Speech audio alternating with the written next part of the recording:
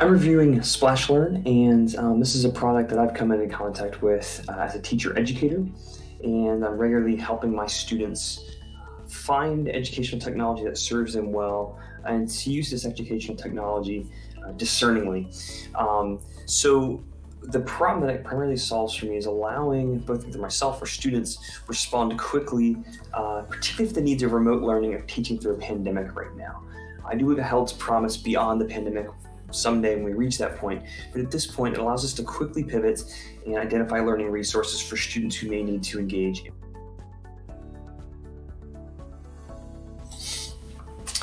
So my best experience with the product, working with my students as well, is really just the ability to very quickly identify a great collection from worksheets and also from specific games that are going to help students practice knowledge or skills they're going to need. Again, this is really only for English language arts and math, and it is for elementary level. So that's the limitation on it. Primarily, it's helped us to quickly give quality work for students who are engaged in those remote environments, and as well when we have to teach when the entire class needs to go remote. So that's been the primary, again, the best experience there, as there are just so many things to wade through to find good resources to help.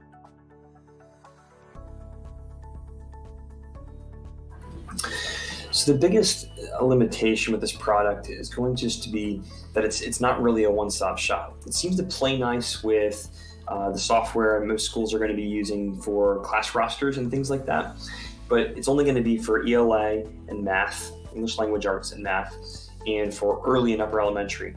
You're kind of limited right there.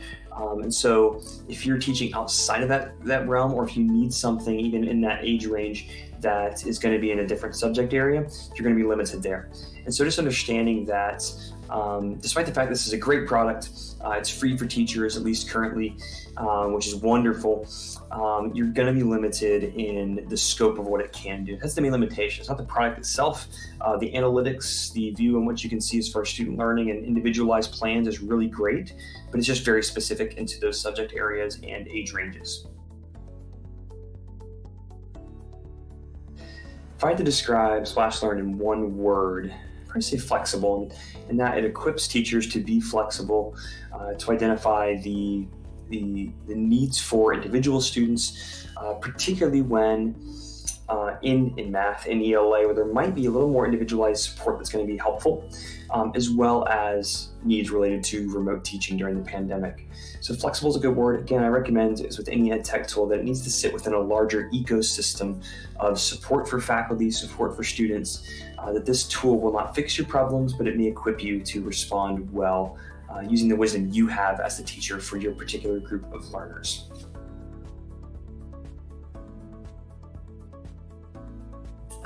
So would I recommend SplashLearn? Yes, I would. Again, I think this needs to sit within a larger system of support for faculty and for students, particularly if you find yourself as an elementary teacher focusing especially on ELA and math. This could be a really great tool. It's a great suite of tools.